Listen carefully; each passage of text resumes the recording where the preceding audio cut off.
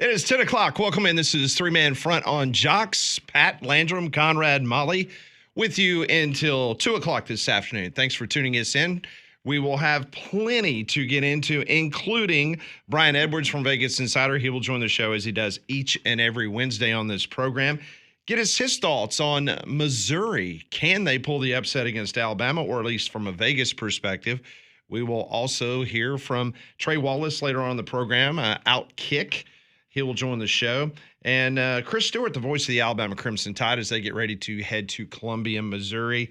And Matt McLaren, a familiar voice on this radio station, now works at the Ticket in Dallas. He will be on the program as we will discuss the big game going on in his neck of the woods in Dallas, Texas, at the Cotton Bowl, as Texas and Oklahoma renew that wonderful rivalry. It will be year number 2, Conrad, in the Southeastern Conference. Yeah, it'll be very interesting to catch up with Matt because, I mean, it's always good to talk to him. But I know over the weekend, seeing some of his responses on social media during the Florida game, not very happy with what he's seen from Texas, and in agreement with a lot of the AP voters that they are not a top 25 team anymore. But can they turn this thing around? Because we've talked a little bit about it this week, right? And now it's automatically gone from, Texas #1 team in the country, they're guaranteed to be in the playoff, be in Atlanta for the SEC championship, and now, Landry posed the question yesterday, are we talking about a Texas team that might be 7-5 at the end of the year, and one of the more disappointing teams in recent college football history?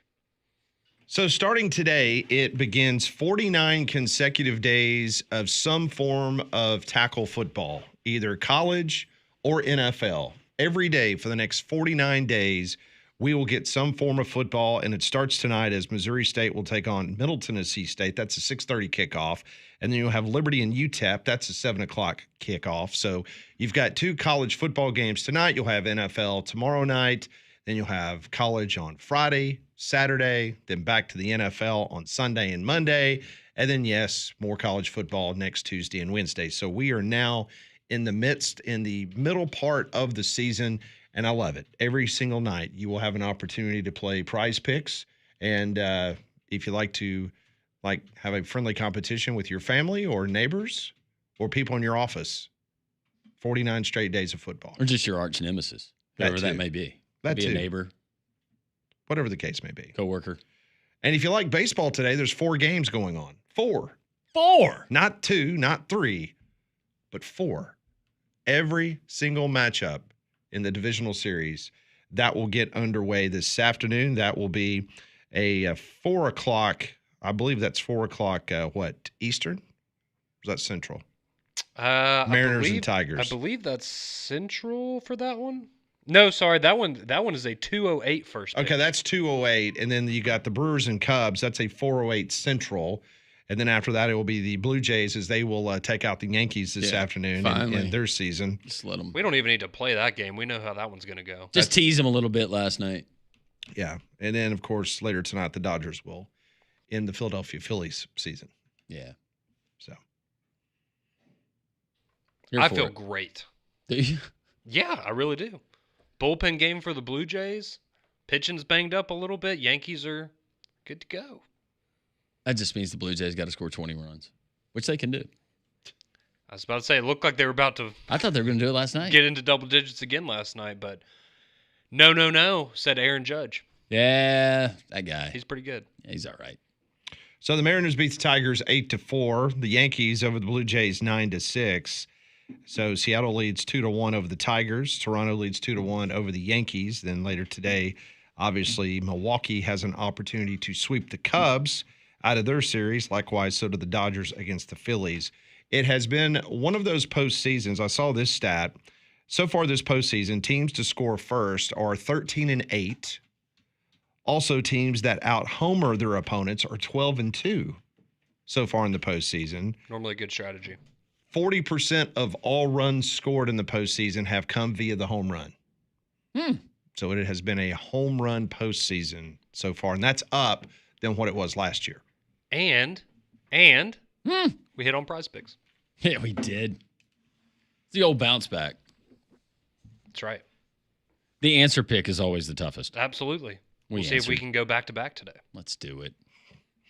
Some news coming out of the NCAA late yesterday afternoon. It is now official. The single transfer portal will be 15 days. Woo!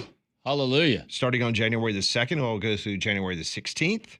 It was approved yesterday by the NCAA Division I Administrative Committee. Also, instead of players having a 30-day window, once a coach is dismissed from the team, fired, players will now have to wait 5 days after the next head coach is hired. So you got to let it percolate for 5 days to see whether you like the coach or not. And then you can leave. But no more of this. Okay, Nick Saban just retired, so everybody's out the door. Julian Sayin and Caleb Downs would have technically had to have stayed 5 days after Kalen DeBoer came on campus before they could leave. I think with some of this, and they would never admit it, but some of this reducing of the windows and the number of portals is you guys are talking to people throughout the season anyway. I mean, everybody's cheating. It doesn't matter. Well, I mean, half the guys that go in, they have a non-contact tag, or within 48 hours, they've already landed, signed a new deal with somebody. Yeah, they've already figured stuff out. But it would be nice if you're Alabama to have at least one of those guys. You're telling me within half a day's time, you've never visited the campus, but you have a reported $2.3 million NIL deal. You guys hashed all of that out this morning. Well, they can on do the phone. The virtual campus tours now. Well, of course. Online. That's how they do it these days. Speaking of the NCAA, so already Bill Belichick's program's in trouble.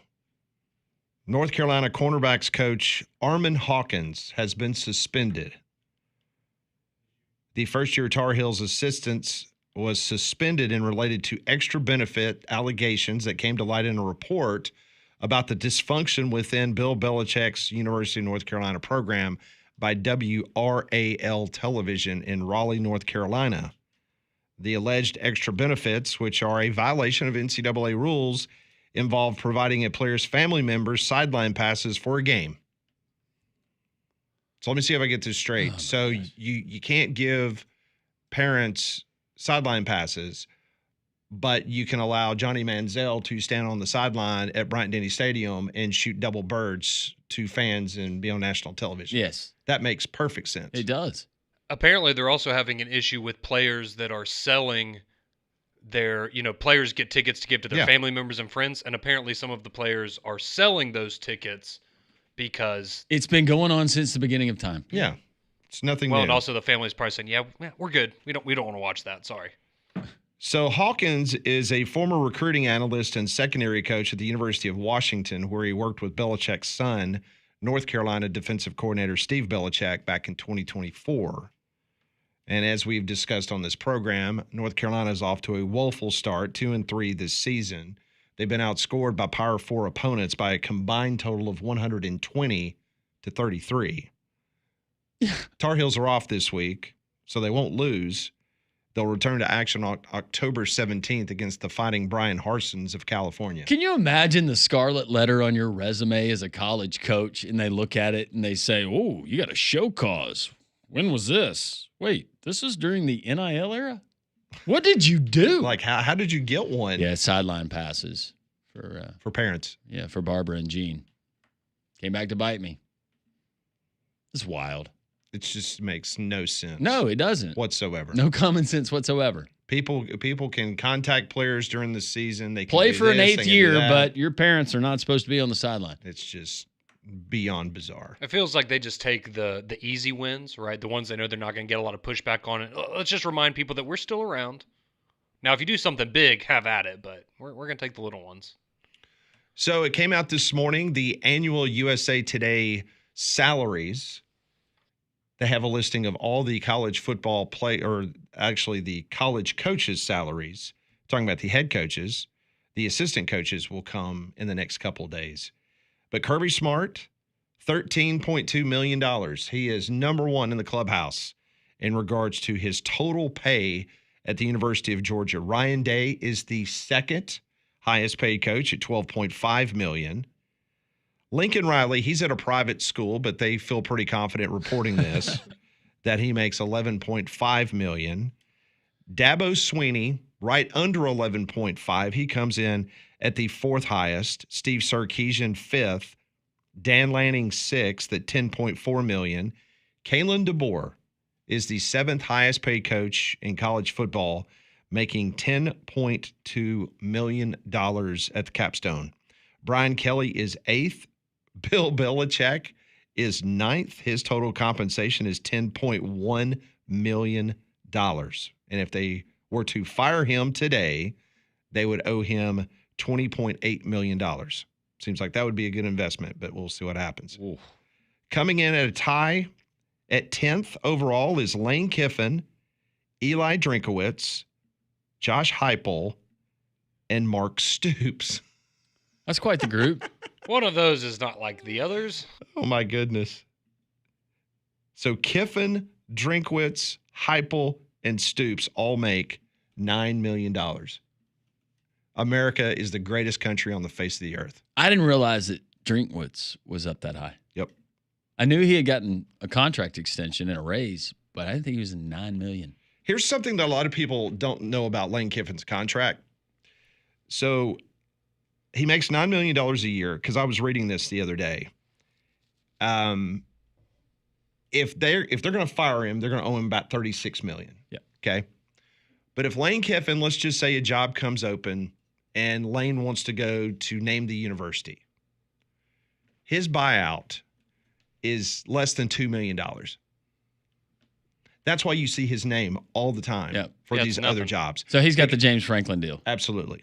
So, I mean, it's just like, okay, you want me, okay, you're going to pay me, but if somebody else comes calling, then I have the potential to go elsewhere. So that's why you always hear. I'm not saying that he's going anywhere, but that's why people will put his name on that list, because the buyout is so low that if he does want to leave, that's pocket change. That's That's Jimmy nothing. Sexton blueprint. That's nothing. Deion Sanders is the 14th highest coach. Matt Rule is the 15th highest coach in college football. Worth every penny. Do you think Penn State will have to give him a pay raise, or do you think he would Don't just go even. for the same salary there? Don't even go there. $8.5 million. And if they were to fire him today, they would be on the hook for around $50 million. Oh. He ain't going nowhere. Scott Frost could donate that. What if back he to the What if he leaves? How much university, does he have to give them? I do not have his contract in front of We me. need to figure that out. James Franklin is the 16th highest paid coach. So Matt Rule makes more money than James Franklin. Well, he should right now. Matt Rule makes more money than Mario Cristobal, makes more money than Kurt Signetti, more than Brett Bielema, makes more than Shane Beamer, makes more than Luke Fickle. Let me see what Fickle's buyout is. Oh, $27 million. Oh, yeah, that's why he's still there. Yeah, so Wisconsin's going to have to sell some more cheese to try to get rid of Fickle. Is Sataki's salary listed? I'm perusing. Kirk Ferenz is 29th. PJ Fleck is 31st. He makes $7 million. Hugh Freeze currently is 36th in college football with his salary. I am looking down the list, trying to see if Sataki is listed, since BYU is a private institution. Yeah, so I was wondering why. And neither is Marcus Freeman. He just got a handsome new contract. What was it? Was it last season or the year before? It was one of the two. Trent Dilfer is the 77th highest paid coach in college football. He makes $1.45 million. His buyout, according to USA Today, is $2.8 million. Pete Nakos from On3 reported, I think in a story he posted yesterday, that the buyout for Trent Dilfer is actually $2.4 million. Continuing to peruse the rest of the list to see if I see. Charles Kelly is the 91st highest paid coach in college football from Jacksonville State. Major Applewhite down at South Alabama, he's 101st.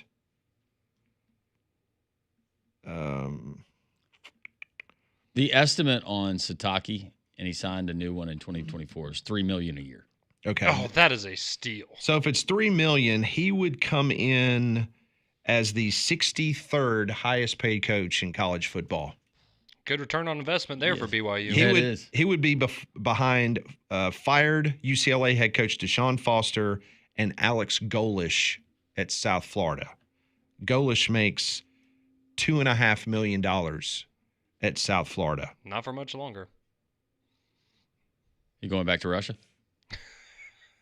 Maybe You so. know something we don't know? I have, the different games that I've been watching with people. Like when I was in the press box this weekend, we were talking about USF watching Florida, Texas, and someone goes, "Did you know that their coach is from Russia?" I've had more people in the last month that have said, "Did you know that the USF coach is actually from Russia?" I'm like, Did you tell me we were the first people to report yeah, I'm like, that? well, thank you. I'm glad to know that you don't listen to Three Man Front because we've been talking about that for 2 years now. Yeah. The ones that they did not have data on, Manny Diaz, Bill O'Brien, Sataki, John Sumrall, Fran Brown, Jake Dickert at Wake Forest, Brian Newberry at Navy, Brian Smith at Ohio, David Braun, Northwestern, Casey Keeler, Temple, Frank Reich at Stanford. Where's Zach Kitterly, FAU? Just curious. You looking for some smack talk you can take on the I'm road seeing with if you? he's getting Tom Herman, Willie Taggart money. Well, let's see here. gonna His guess no. crosstown rival at FIU, Willie Simmons, is 110th. He makes $750,000. There's high school football coaches in Alabama making that kind of money. You think I'm lying? I think 750 might be a little high, but there's probably some Point taken. that are closer. Maybe not that far. off. FAU's head coach is 89th. He Okay. makes a little over $1 million. Huh. You gonna walk around calling him a broke boy all weekend? Hmm. I think he still washes Lane's boat. That's his side gig in the Mhm. off season. Take care of Coach Gibson's boat. He likes to come here once or twice a year and go fishing. Does anyone doubt if Lane Kiffin had a boat that it would be named Layla? That would 100% be the name of his boat. Yep. Or slippery when wet. That would be a good one, too. That's just the album that plays on the boat. Yeah. On repeat. So you can go and peruse at your leisure the college football head coaching salaries there at USA Today. Well, it's that season when you may be running the AC during the day, but the heat at night. And that stress on your home comfort system is why you need a Train. They've been named America's most trusted brand for 11 consecutive years. So you know you can count on the reliability of a Train to keep your home and your family comfortable for years to come. Go and find out more at train.com. The athletics director of Auburn University, John Cohen, he gave an interview to Auburn Undercover this morning in which he details the Atlanta game in which Auburn will be hosting the Baylor Bears. We'll give you a couple snippets of that next on Three Man Front.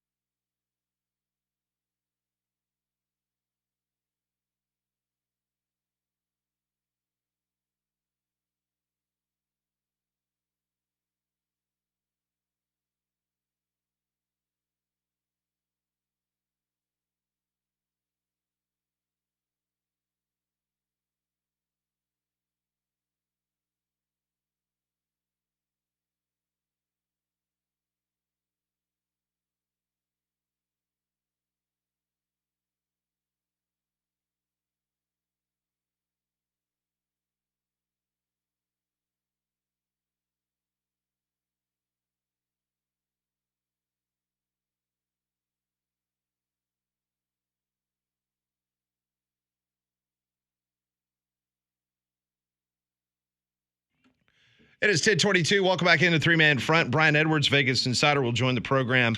Coming up at 10:45, Chris Stewart from the Alabama Crimson Tide Radio Network, Trey Wallace from Outkick, and Matt McLaren later on in this program. I mentioned before we went to commercial break that John Cohen sat down with Jason Caldwell from Auburn Undercover. And needless to say, the topic of discussion was about the Baylor game for next year. There's been a lot of conversation, a lot of text messages that we've gotten on this show from a lot of season ticket holders for Auburn. Pretty upset that the game is being moved from Jordan-Hare Stadium up the road to Atlanta, Georgia. So one of the first questions that Jason Caldwell asked the athletics director at Auburn University, John Cohen, says, what all went into the decision? I know this was not a spur-of-the-moment decision. You guys have been working on this for a while, but what all went into the decision to move the home game to Atlanta? Basically, John Cohen, I'll quote directly, he says, well, one of the initial things is we just didn't know until pretty recently that, A, we were going to play a 9-game SEC schedule. Second of all, once we found out that we were going to play a 9-game conference schedule for sure, we didn't know if we were going to have 4 at home or 5 on the road, or 5 at home and 4 on the road. We were very much hoping for a year one in which we were going to have 5 home games, just like everyone else in the SEC. So that was part of just kind of the luck of the draw, because we would definitely had 7 games at Jordan-Hare Stadium and then have that game in Atlanta. That was a factor. And the other factor was the ever-changing third-party NIL market. And under NCAA rules, the way we understand them, we are allowed as an administration to help facilitate opportunities for student athletes to get third-party NIL deals. And what has happened nationally is that many athletic departments are taking that opportunity seriously for obvious reasons. And I think we are taking that opportunity to help provide name, image, and likeness opportunities for our student athletes.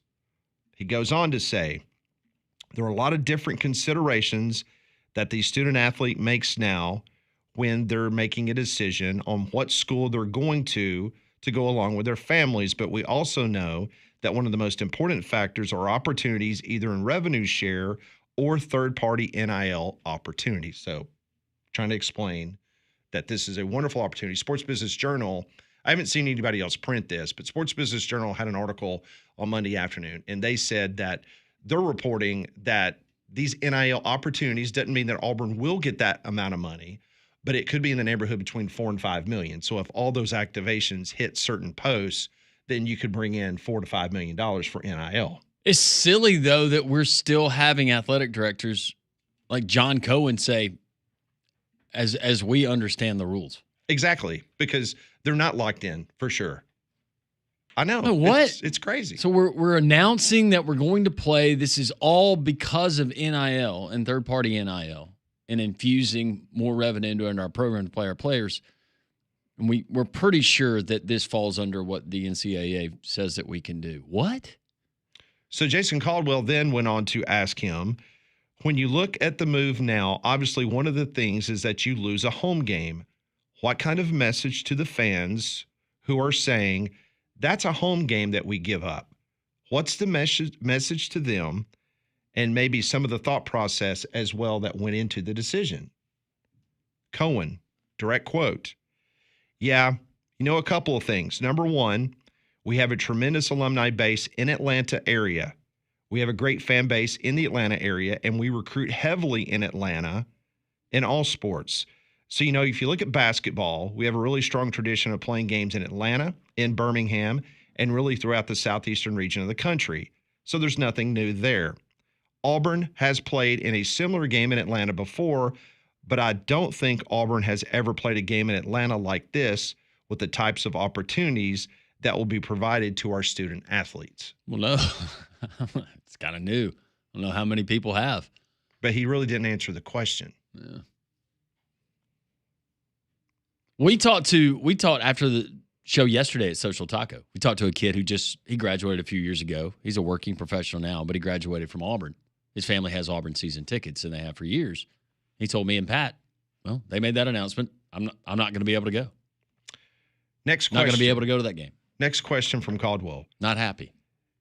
These are games now that you can bring recruits to in Atlanta, so you can treat this as a home game in that regard. Question mark. Cohen, the way I understand it, yes. There are some recruiting opportunities when you play a home game, even if you're not on campus. There are some restrictions there, but there's also some opportunities there as well, the way I understand it. That's something as we get closer that we're going to look more to find out what we're able to do legally. Okay, so just to make sure we're clear on this, and we're not saying this is going to happen, but there seems to be a pathway where ultimately the NCAA or somebody could come in and say, no, that's not fair that you're getting extra NIL opportunities, and no, you can't bring recruits to this game as a home game. So there is a world where Auburn sacrificed a home game to potentially just move it to Atlanta. Unless there's some kind of language in the contract that says, hey, in the event that this happens, yeah, you can get out of the deal and take it back to Jordan. Either that or you're going to have to kick in some more money. Yeah. But yeah, I'm with you, Landrum. How did and I'm not, this isn't a shot at John Cohen or any No, AD. I wasn't taking a shot either. No. It's just, how do we have an infrastructure where the people who are making the biggest decisions don't even know what still decisions are they're making? unclear on language in the NCAA rules and what's okay and what's not. That's I'm pretty sure wild. it's okay. All right, so one of the other sidebar questions Fingers crossed it's okay. that we have gotten on this show is the season ticket holders. Like what happens if you're a season ticket holder? Do you lose that game? Do you have to pay extra for the game in Atlanta? Like where's that gonna fill in? So Jason Caldwell asked him, talk about how this will impact season ticket holders, kind of explain a little bit from the Auburn side how this will impact season ticket holders, because there is an opportunity for them to include in this, but there will also be some 6-game opportunities as well, correct? This was his answer. The Atlanta opportunity will be part of a season ticket package opportunity, and it's been our goal from the very beginning since we started having these negotiations for us to have an opportunity for students to pay actually less. A less amount for the 7 home games, including the game in Atlanta, because that is a home game for us. There will be student opportunities in Atlanta, and if you add up the 6 games that we have in Jordan-Hare for the home games and the one in Atlanta, those 7 home games will be priced less for what students actually paid this year for 7 home games. The same with our season ticket holders. If they buy into the 7th game in Atlanta, the total season ticket package will actually be less than what our fans paid this year. I think for our fans, it's a great opportunity. And I think for our student athletes, not only football, but in all of our sports, it's a great opportunity. Let's face it, this is a time when administrations have to be nimble. They have to be creative. They have to figure out ways to position themselves and their student athletes as best they can, because it's a very, very competitive recruiting market, end of quote. Okay. So he explains the thought process. He explains, obviously, I guess when it's all said and done, those games would be actually less, especially for students. And then the same opportunity for season ticket holders. If you buy into that game, perhaps it will be, I guess, technically lower than the 7 home games that you got this year. I guess that's the way. I'm not saying he's a salesperson. I'm just saying that's how you're presenting it. Yes. That this is actually going to be, from a financial point of view, it's going to be better for a season ticket holder, but not so much for the sweet frogs of the world who obviously depend on a game at Jordan-Hare Stadium to help out their bottom line at businesses around the stadium and around Auburn. Yeah, it hurts local businesses around there. But I think the bottom line, those businesses in Atlanta don't get enough. Yeah, you're right about that. I think the pushback you might hear from Auburn fans, right, is, okay, I'm paying less money, but I can't go to Atlanta for that game. So I'm technically paying more money because I'm not getting the full value of my ticket package, because I'm paying for a game that I'm not going to be able to attend because I live in Auburn. I'm not driving to Atlanta for a home game. Yeah. Good point. 15 minutes away from Brian Edwards, Vegas Insider. We'll open up the phone lines. We got a little time for calls and some texts. 205-834-9450 on the courtesy GMC text line. 1-800-239-WJOX on the phones.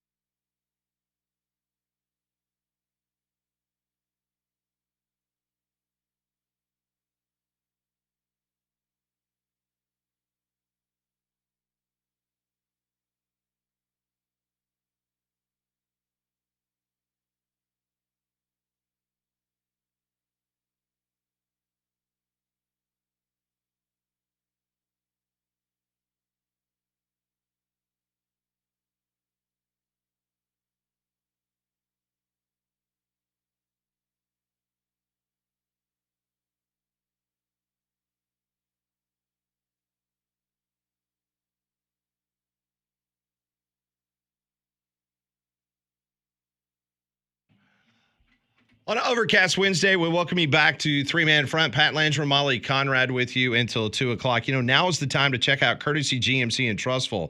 The very best in inventory and services found right off of I-459 exit 32 at Courtesy GMC in Trussville. Over 9 acres of inventory for you to choose from. Courtesy is there to help you discover the perfect fit for your next vehicle, whether it's advanced safety features or cutting-edge technology. Courtesy and their friendly sales staff is ready to guide you towards your ideal choice. The inventory of Courtesy is outstanding. Plenty of new models appear every single day on campus. Yukon XLs, Acadias, Terrains, the trucks like the light-duty Sierra or the mid-size Canyon truck, and their pre-owned inventory is the deepest you're going to find anywhere in the South. So get by and see them off of I-459 in Trussville, exit 32, or check out their inventory at courtesybirmingham.com. Jock's text line is available to you. Interact with the show, 205-834-9450. And this one's sent from the Jock's app. How about Billy Napier at Florida in the buyout? My wife, Diane, wants to know. $20.4 million as of October, roughly. Original 7-year contract that he signed in 2021, $51 million of the $70+ million was guaranteed. The Napier family will be just fine. Yeah, Florida will have to pay out the 85% of his current remaining contract, which would be about $19.38 million technically. So, and half of it, which is $9.7 million, is due within 30 days of Napier being fired. So he's got one of those Gus Malzahn, Jimbo Fisher. You remember Jimbo Fisher? I'm trying to remember his deal. His deal was $75 million. That was the buyout for Jimbo. And he received $19.2 million of the $75 million within 60 days of his firing. So he got right at $20 million in the first 2 months of him being let go. Wow. And the rest is paid out over Let's go to dinner. I'm buying time. Yeah. He is paid now think about this. So Texas A&M pays Jimbo Fisher $7.2 million every year not to coach. And they will pay him that through 2031.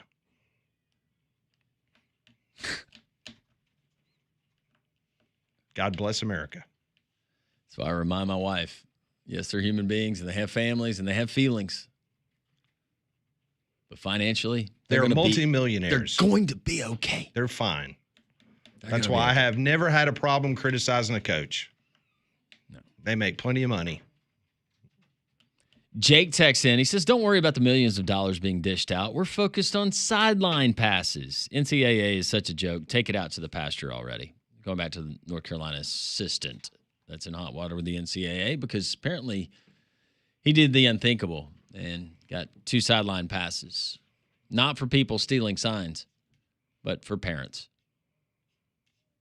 It can be dangerous on the sideline. You got to keep your head on the swivel, right, Molly? Do you think the parents are Patriots fans and Bill Belichick self-reported the infraction? I'm just saying there are no storylines that could come out of Chapel Hill right now where I'd go, oh, yeah, I couldn't have seen that one coming.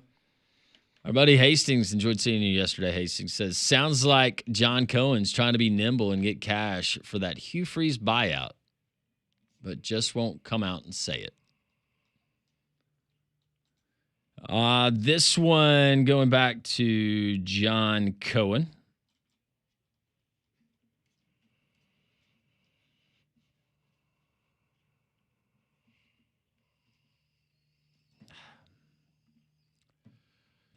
We will continue to update you on the. Okay. Must have been a really good one. It was freezing. It had nothing to do with the text. Freezing? Freezing. Not Hugh freezing, but the computer was freezing. Oh. I thought I had it. And it's not freezing in here. It's actually a little warmer. Jason says, you can fire my butt all day long with these buyouts. God bless America. I guess we, Auburn in parentheses, needs the extra NIL money, probably because last year's money was spent on some misfires, examples, quarterback and offensive lineman. There it is. I mean, I think we can all. This was a money decision. That's why they moved the game, because they want the players to get more money and they want to be able to entice better players to go to Auburn. Nothing wrong with that, but I think we all know that's exactly what this decision was. I mean, this kind of stuff is it's multiplied because you have only a minute number of games at home in football. But basketball, we're seeing all these schools potentially take games away from home to But go you have the play in a luxury of doing tournament. that because you have a You got 40 game schedule. exactly. Yes. Whereas football, you got 12, which, and I understand where John Cohen was coming from because until the SEC schedule came out, they'd probably been talking to Atlanta about this game for quite some time. And until the SEC schedule came out, they didn't know how many actual SEC home games they were going to have. I think the timing of the announcement too, because I mean, let's be honest, right? You have a fan base that's a little down right now, and they're frustrated with the current head coach in that situation. And I think you couple that with, hey, we're taking away a home game, and it's just it just feels like maybe bad timing. Somebody asked the question, when will coaches start coaching for less to boost NIL? Jimbo could come back, work for next to nothing, have lots of NIL. They only do that when their job's in trouble. Well, if I'm not mistaken, Mike Norvell did that at Florida State. When you're, I mean, he took less, and I believe That's what Venables is doing right this year at Oklahoma. a very good portion of his salary is going towards NIL. But how many times have we seen that with a coach? I'm trying to remember Franchione when he donated to Texas A&M and the library or whatever. It's like $1 million. That's a lot of money. That was a lot of money back then for a coach to take to donate to the university. But I think that was after that bad season. They got beat. I think Oklahoma beat them 77-0, something like that. It was crazy. But you saw it with Gundy. Brian Kelly donated, I think, $1 million this offseason to Yep. NIL.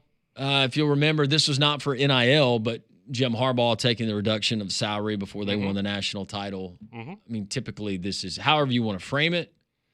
It's coaches that are in trouble and say, look, I want to give a little back to. Yeah, Mike help out in Norvell other was making places. $10 million a year, and he gave $4 million back to the Program Enhancement Fund. Was that this past offseason that he Mm-hmm. did that? Well, $2 million per win. Somebody saying that they thought Billy Napier did as well. Maybe he did. Scott says, when I grow up, I want to be a head coach, a fired head coach. Yeah, you want to be a that's- failed head coach in college football. Yeah. It's a dream job. What do you think O's doing this morning? Chin-ups? He's already been on the beach. He's had a workout in. He's eating his avocado toast right now. Yeah, Mhm. he's having a great morning. Gonna go take his afternoon walk. That's right. Brian Edwards, our Vegas insider, where his money is going this college football and NFL weekend. He joins us next on Three Man Front.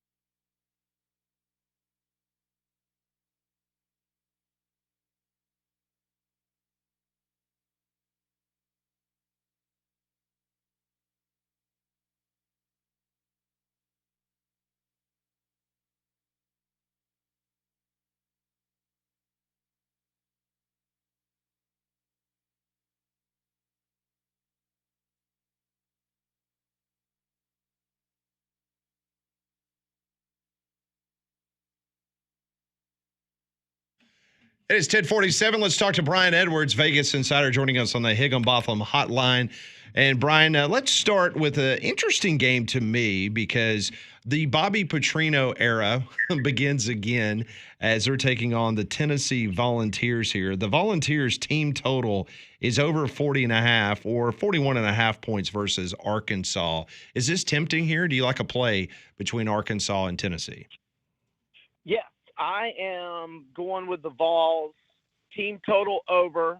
I would like it all the way up to 42. Okay. So I'm just getting pulled over here, guys. Get my notes out. Here we go. Yeah, so the Vols this year, they have scoring outputs of, I thought I wrote that down.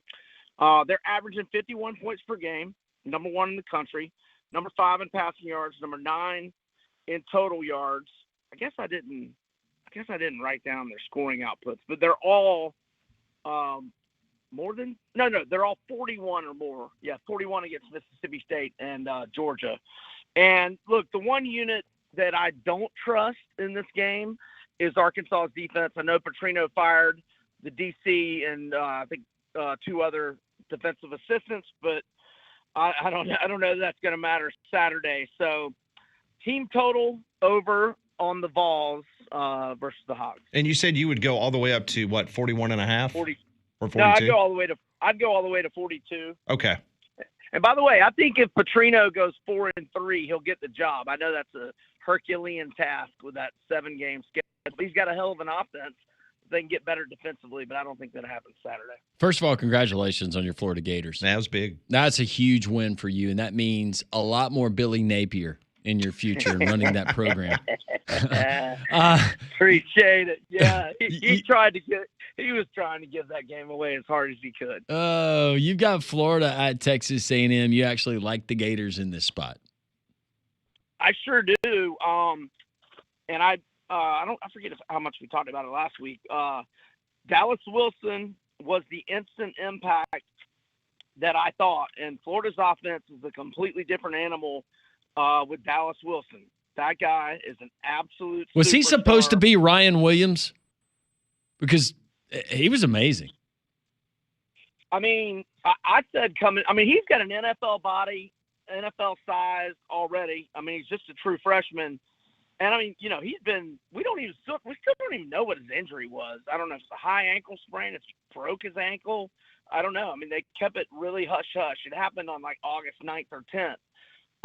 But he was essentially out almost 2 months. So anyway, I just think Florida's a different animal, with him offensively. And the road team has dominated this rivalry since A&M came into the SEC. The road team is 4-1, both straight up and against the spread. And the only home team win was that COVID game when A&M got so doggone lucky to beat us on the walk-off field goal, 38-35. We had no business losing that game. So I like the Gators plus the 7.5.